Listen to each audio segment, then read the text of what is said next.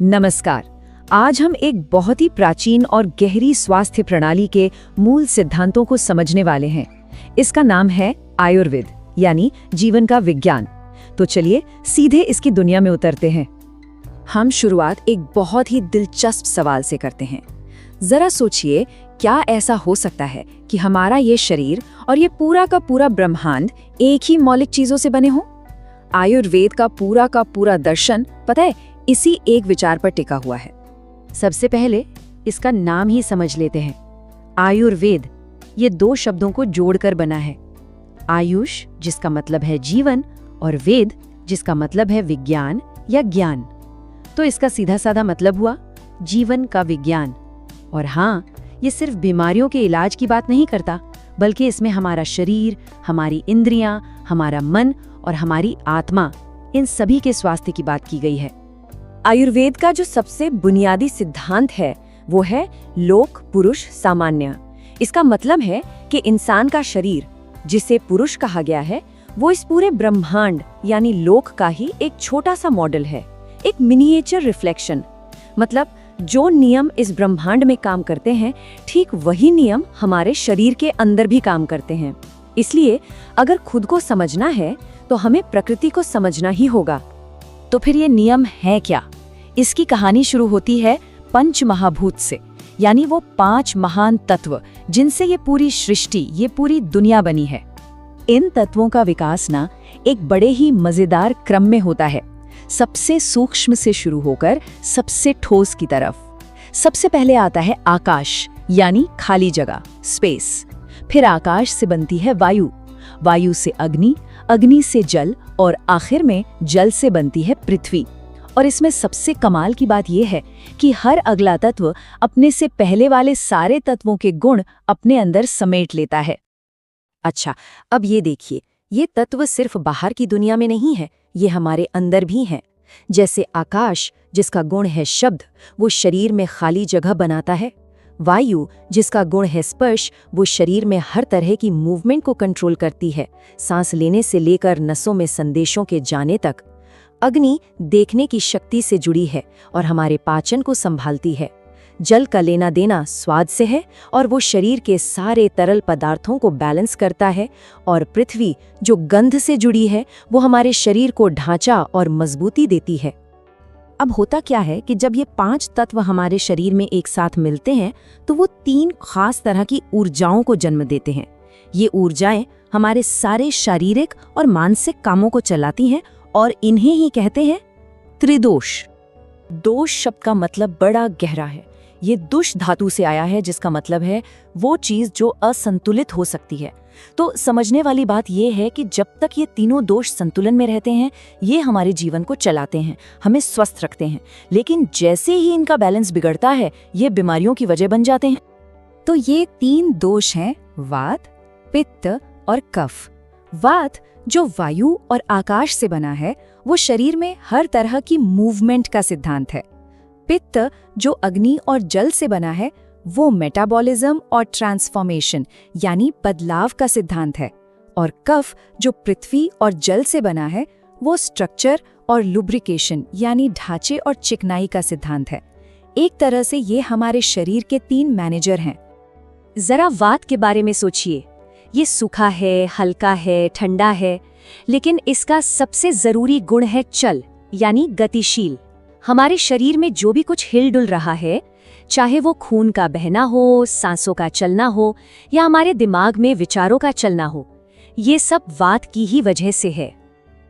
अब महसूस कीजिए पित्त की ऊर्जा को।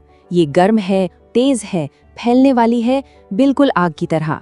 यही वो ऊर्जा है जो हमारे खाने को पचाती है, हमारे शरीर का तापमान बनाए रखती है और हमारी सोच को भी तेजी और पैनापन देती है।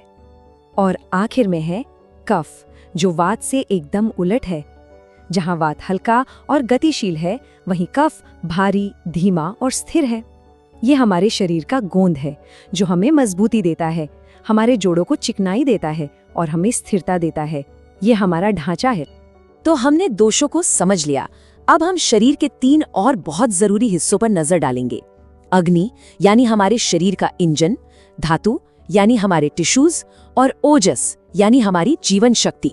आयुर्वेद में अग्नि को जीवन का आधार माना गया है। यह हमारी जैविक आग है, जिसे आज की भाषा में हम मेटाबॉलिज्म कह सकते हैं।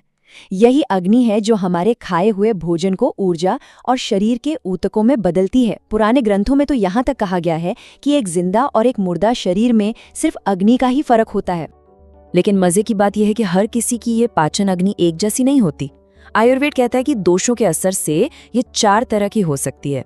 एक होती है सम अग्नि, जो पूरी तरह से बैलेंस्ड है। दूसरी है विषम अग्नि, जो वात के कारण कभी तेज कभी धीमी होती है। तीसरी है तीक्ष्ण अग्नि, जो पित्त के कारण बहुत तेज होती है। और चौथी है मंद अग्नि, जो कफ के कारण धीमी पड़ जाती है। अब सोचिए, जब ये अग्नि कमजोर यानी मंद पड़ जाती है तो क्या होता है? खाना ठीक से पच नहीं पाता, और ये जो अधपका खाना है ये शरीर में एक चिपचिपा जहरीला पदार्थ बनाता है, जिसे आम कहते हैं। आयुर्वेद में इसी आम को ज्यादातर बीमारियों की जड़ माना जाता है, क्योंकि ये हमारे शरीर के नलियों को, चैनल्स को ब्लॉक कर देता है।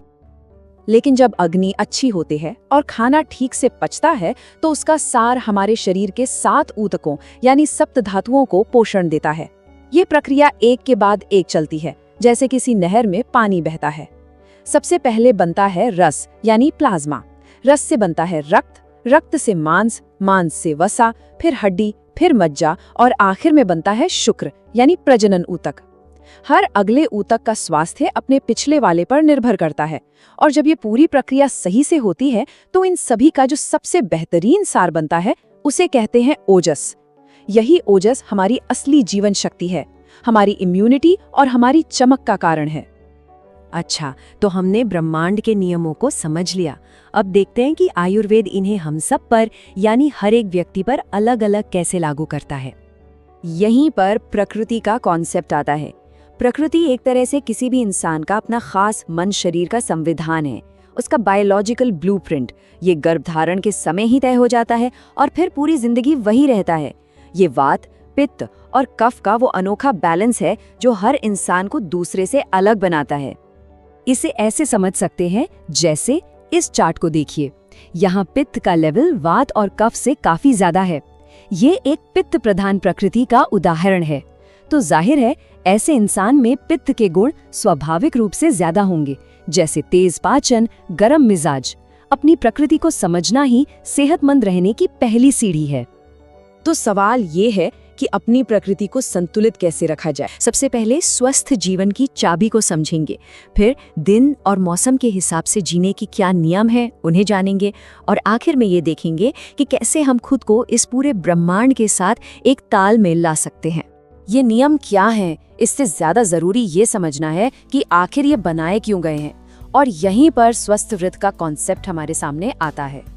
स्वस्थ वृत्त का सीधा साधा मतलब है स्वस्थ रहने का विज्ञान। देखिए, इसका फोकस बीमारी का इलाज करना नहीं, बल्कि एक ऐसा लाइफस्टाइल अपनाना है जिससे शरीर के जो मूल तत्व हैं, यानी हमारे दोष, धातु और पाचन शक्ति, वो हमेशा बैलेंस में रहें। ये एक प्रोएक्टिव अप्रोच है, मतलब बीमारी का इंतजार नहीं करना।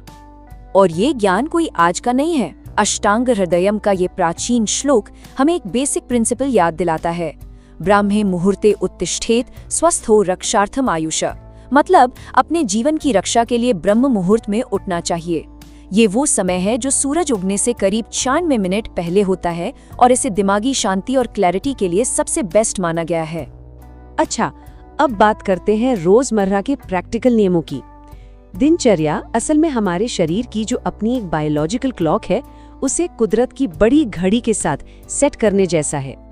इन सभी आदतों के पीछे एक बहुत ही सरल लेकिन गहरा लॉजिक छिपा है। ब्रह्म मुहूर्त में जागने से मन शांत रहता है। खास स्वाद वाली टहनियों से दांत साफ करना मुंह के कफ को कम करता है।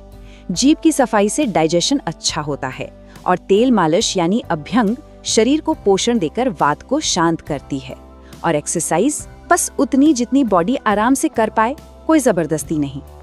तो ये तो हुई दिन की बात। अब जरा इस तस्वीर को और बड़ा करते हैं और पूरे साल के साइकिल को देखते हैं। यहीं पर ऋतुचर्या का कॉन्सेप्ट आता है, मतलब बदलते मौसम के हिसाब से अपने लाइफस्टाइल को बदलना। ऋतुचर्या का जो मूल सिद्धांत है ना, वो बहुत ही सिंपल है। जैसे जैसे सूरज की चाल बदलती है, वैसे वैसे हमारे शरीर की एनर्जी भी बदलती है। बस इस एक बात को समझना ही अच्छी सेहत की नींव है। आयुर्वेद साल को 2 खास हिस्सों में बांटकर देखता है। एक है आदान काल, जब तेज सूरज हमारी एनर्जी को सोख लेता है, हमें थका हुआ महसूस कराता है, और दूसरा है विसर्ग काल, जब शीतल चंद्रमा हमारे शरीर को ताकत और पोषण देता है। ये दिखाता है कि बाहर की दुनिया की एनर्जी हमारे अंदर कितना गहरा असर डालती है। तो सवाल ये है कि मौसम के इन बदलावों के साथ तालमेल कैसे बिठाया जाए। चलिए कुछ प्रैक्टिकल तरीकों पर एक नजर डालते हैं। ये सारे सुझाव सीधे सीधे कुदरत से ही लिए गए हैं। जरा आप सोचिए, वसंत में जब हर तरफ नमी होती है तो शरीर में भी भारीपन यानी कफ बढ़ता है। उसे बैलेंस करने के लिए हल्का और मसालेदार खाना चाहिए, और तपती गर्मी में शरीर के पित्त यानी गर्मी को शांत करने के लिए ठंडा और मीठा खाना सबसे अच्छा काम करता है ना? कितना लॉजिकल। यहाँ हम देख सकते हैं कि मौसम कैसे सीधे हमारे शरीर के दोषों पर असर डालता है।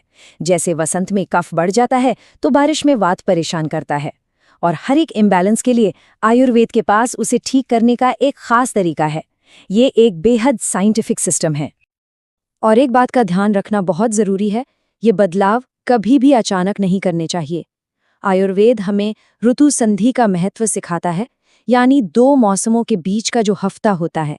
इस दौरान हमें अपनी आदतें धीरे धीरे बदलनी चाहिए, ठीक वैसे ही जैसे प्रकृति खुद को धीरे धीरे बदलती है। तो अब इन सभी कॉन्सेप्ट्स को एक साथ लाकर देखते हैं कि इस पूरी फिलॉसफी का असली मकसद, इसका अंतिम लक्ष्य क्या है। ये समझना बहुत जरूरी है कि हम यहाँ सिर्फ कुछ घरेलू नुस्खों की बात नहीं कर रहे।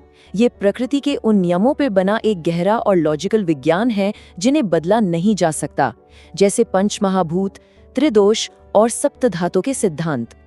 और यही आयुर्वेद का अंतिम लक्ष्य है। हमारा शरीर एक छोटा ब्रह्मांड है और ये बाहरी दुनिया एक बड़ा ब्रह्मांड। असली स्वास्थ्य का मतलब है इन दोनों के बीच एक खूबसूरत बैलेंस और तालमेल बनाना। तो आखिर में सवाल यही बचता है, आज की इस तेज रफ्तार जिंदगी में हम इन सदियों पुराने सिद्धांतों को अपनाकर वो संतुलन कैसे ढूंढ सकते हैं? इसका जवाब शायद हमारी अपनी रोजमर्रा की छोटी छोटी आदतों में ही छिपा है। सारी बातें हमें वापस उसी पहले सवाल पर ले आती हैं। आयुर्वेद का संदेश बहुत सीधा और सरल है। हमारा शरीर इस ब्रह्मांड से अलग नहीं है, उसी का एक हिस्सा है। तो क्या प्रकृति के इन गहरे नियमों को समझकर हम सच में एक ज्यादा सेहतमंद और बेहतर जिंदगी जी सकते हैं? ये एक ऐसा सवाल है जिस पर सोचना बनता है।